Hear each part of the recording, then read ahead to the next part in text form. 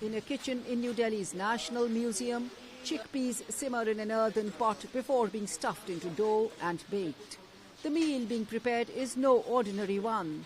It is being cooked with cereals and vegetables consumed by inhabitants of the 5,000-year-old Indus Valley civilization that flourished in northwest India and Pakistan. Archaeological findings show that their diet included much of what is still eaten in South Asia. There's a lot of food which have continued. Everything to do with our innate taste, everything to do with survival food, it's similar. For example, chawal, the rice or the roti, it's only become more and more soft. It has become more and more fine because we started losing our teeth. People learned that carrots, garlic and bananas were widely used. Breads probably came from cereals like barley and millets. A handful of spices such as turmeric and cinnamon added flavor. But the cooking techniques made it distinct. The food is a little coarse. You need to chew it a little more in your mouth before you can swallow it down. Everything is pounded through stone. Everything is cooked on either hot stone or on terracotta.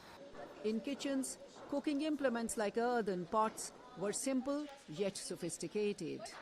The base was thicker so that it didn't crack.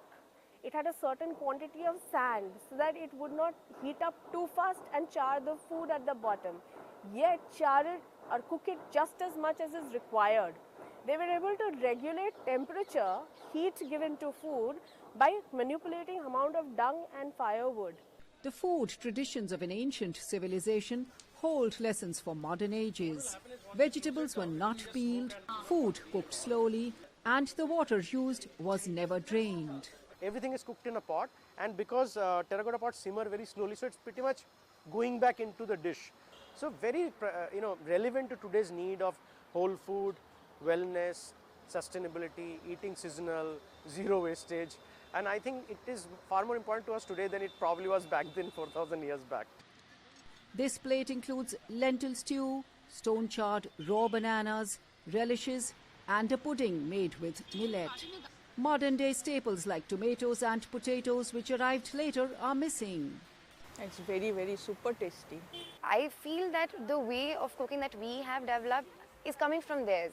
Although many have learned about the Indus Valley civilization, sampling their food gives a closer connection to ancient times. Anjana Pasricha for VOA News, New Delhi.